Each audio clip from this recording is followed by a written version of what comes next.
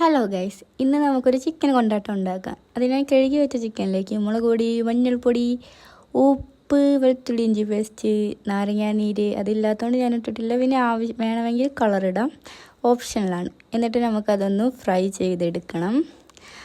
Fry ചെയ്തെടുത്തതിന് ശേഷം നമുക്ക് ഒരു 20ഓളം ചെറുള്ളി വേണം.